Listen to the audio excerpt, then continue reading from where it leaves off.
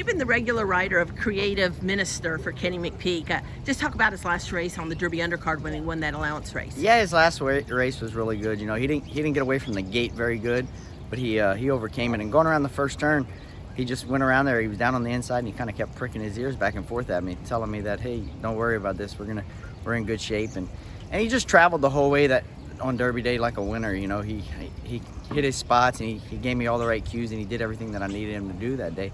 And once we turned for home, you can tell that he was going to be able to run those horses down, which he did. And he's a horse that Kenny's really high on, and we've been high on him the whole time. You know, before he made his first start down in New Orleans, down at Gulfstream, he was working right along with Rattle and Roll and Smile Happy. Talk about his development. I think you've ridden him every race, including the race at Gulfstream. I've ridden him in every race, yeah. You know, and I think everybody's seen his work down there at Gulfstream, because I think he was like 6-1 first time out in the program, and then he went off 8-5, and for a first timer for Kenny to go off 8-5, I think everybody knew about him, and he ran a respectable race. You know, he was only going 7/8, but he just missed right at the wire, which we were. You know, you always want to win, but then at the same time, we knew we had this mile and a 16th race coming up at Keeneland, and he came back at Keeneland. He did everything the right way. He broke his maiden impressively, and now it looks like we're on the Preakness. What are the things he's showing you that would make you think that, you know, let's face it, Kenny is one of the longest shots to ever win a Belmont. Win the Belmont at 70-1, yeah. Sarava, yeah. Sarava.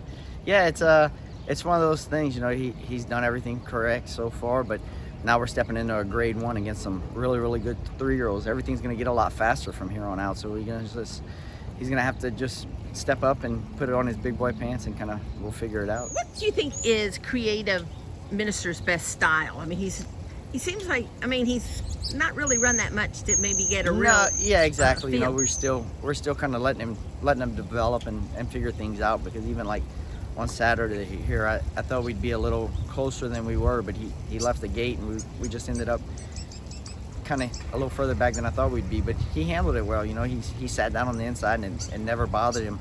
I was actually following the horse from New Mexico that I thought would get me a long ways, and he just kind of put him away pretty easily. So you think he's a pretty versatile horse at the pace? Yeah, I think so. I think he's one of those he's a good horse, you know. With good horses like that, they adapt and they kind of overcome things that we need them to. Now, the winner of the Derby, Rich Strike, you ran against him twice with Tiz the Bomb and beat him handily at Turfway. What do you make of the Kentucky Derby outcome? I mean, it just goes to show you that if you qualify with the points and you can make it into the race, you have to give your horse a chance, and that was the good thing about the Derby. You know, they went fast, but Sonny Leone did a great job riding, giving that horse a great trip, and Eric did a good job getting him into the race. You know, if you go back and watch the replay, going into the second turn, Sonny was loaded with a lot of horse, and he kind of wiggled his way through, and you can tell that from the 8th pole home, he was probably on the best horse, and the horse just showed up. You know, he came off his 3 poly races, and he showed he likes this Churchill Downs racetrack. Did that surprise you, though, that outcome? I mean, it surprised everybody, really, because, you know, the crazy thing is you didn't really look at the horse too much on the PPs, because he wasn't in the race until Friday afternoon when we were there Oaks Day, and then they go, oh, Eternal Road scratched, and Rich Strike's in, and everybody's like, who's Rich Strike? But he showed he belonged.